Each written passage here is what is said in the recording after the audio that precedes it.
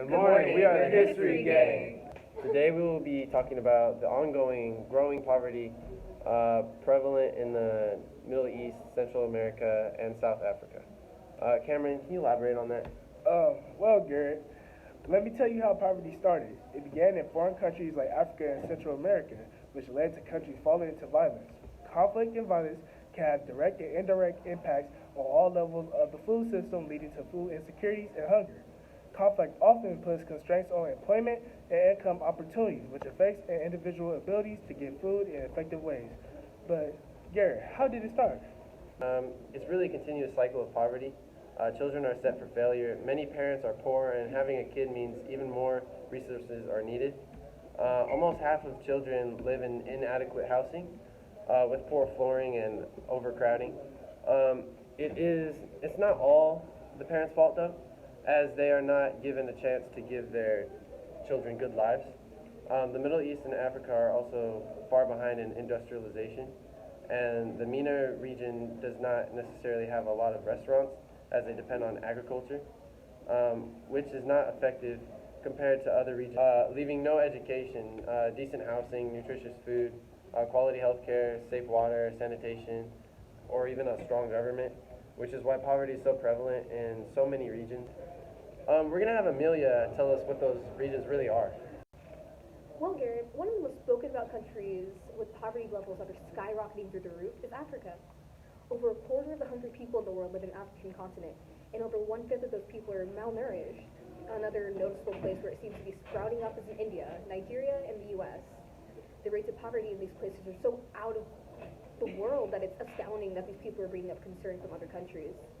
With the astounding rate in which the human population is growing, with the lack of jobs, there's most likely not going to be a lot more countries with the issue in the future. And how is it affecting people? 226.7 million people in Africa are starving. That means that 1 in 4 people suffer from hunger. Well, Haley, actually, adding on to what you said a second ago, over 5 million people suffer from hunger, specifically in Africa as well, with most of them actually struggling to obtain things like fresh water.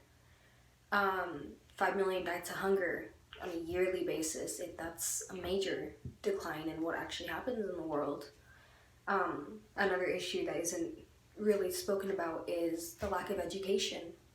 You know, I personally believe that every child deserves an opportunity with an education, and it seems like that's not something that's going to be able to happen if things like this continue to go on, especially with poverty, actually, because most of them are actually pulled into things like child labor, and they can't live a normal life, as most people would say. In the Middle East and Africa, the poverty has skyrocketed through the roof, and it probably always will. And the sad thing is that people have the power to resolve these issues, but they let their country be how it is. Civil wars, wasting money, revolutions, constant violence, and economic decay never get solved because their government is too weak to act on it.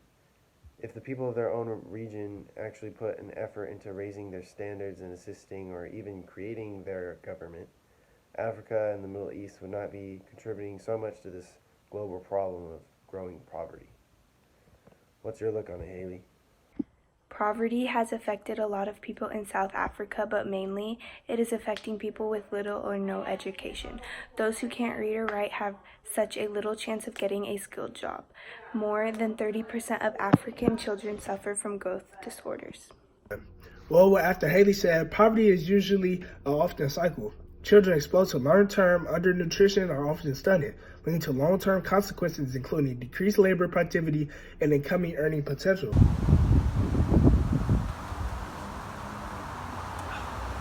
We hardly have any water, and the water we do have isn't even good.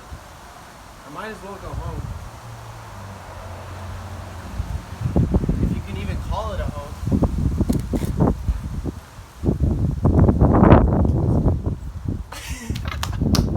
This issue actually affects children. 1 in 4 children in the Middle East, to be exact. These children are deprived of minimum requirements of at least 2 or more of the most basic life necessities, such as basic education, if you can even get to that. Some more examples of something like that would be housing, nutritious food, quality health, safe water, sanitation, access to fresh water, and information. And not only that, but most people in the Middle East are living on less than $2 a day, which is absurd compared to what Americans tend to live on. More than a quarter of hunger in the world lives in the African continent. 1/5 of people are living in Africa are considered malnourished. The more they keep losing food and having less resources, the more the country keeps starving and the higher rate of dying from hunger. Poverty is mainly affecting children in the Middle East and North Africa. Almost half of all children live in housing where there is poor flooring and overcrowding. 1 in 5 children are forced to walk more than 30 miles to fetch water. There is also very little education. Garrett, are there any groups or organizations trying to stop this issue? Look, the main cause is lack of government. Outside countries try to help, but they can only do so much. You give them money and they buy guns. Not for protection, mind you, but to declare war on each other, rebel. You could blame it on U.S.-led invasion in Iraq. 28% of Iraqi families live under the poverty line. It's a legitimate reason for the continued poverty in the MENA region, but Yemen's poverty has increased from 42% of the population in 2009 to an even more alarming 54.5% in 2012. On the other hand, there has been more wars started inside these regions that inflict from out. Indigenous people account for more than 40% of total population in Guatemala, and 75% of them live in poverty. Many people living in poverty in Central America are considered rural poor. Rural poor may be defined as people who belong to indigenous groups or large families, those who have little or no education and have limited access to land, and those who are highly vulnerable to increasing rural violence and natural disasters. The largest group of the rural poor is the indigenous peoples. They account for 1/3 of all the rural poor, and they live in extreme poverty. An organization that actually attempts to stop things like poverty, if you guys would ever be interested, is the One Campaign. The One Campaign focuses itself mainly in Africa and attempts to promote things like ending poverty and finding cures for diseases in Africa, anyway, that solve things like AIDS and HIV. Along with the sister campaign, the Red One Campaign. The group tends to focus mainly on political leaders to convince them to save lives and to promote their programs in order to improve lives in the future. Violence in Central America is growing due to gangs and crime, and the conditions are similar to living through an extreme war. Unstrict laws are driving poverty, and the government is at fault for that. Based on the data, laws and decisions often appear as political issues, being unjust to those who need money, using it unwisely, and in turn increasing poverty widely.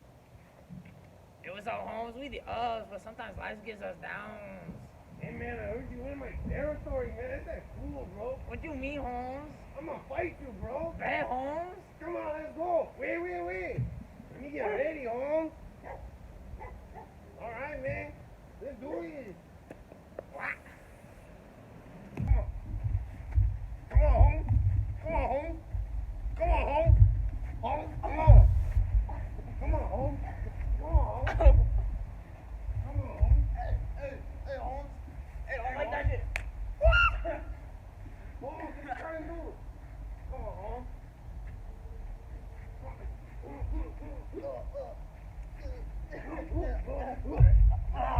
Holmes. We gotta get jobs and increase the economy and help stop poverty, man.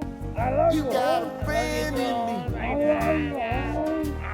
You got trouble. And I got them too. We've seen the problems of poverty, but what are some actions that there are to fix it?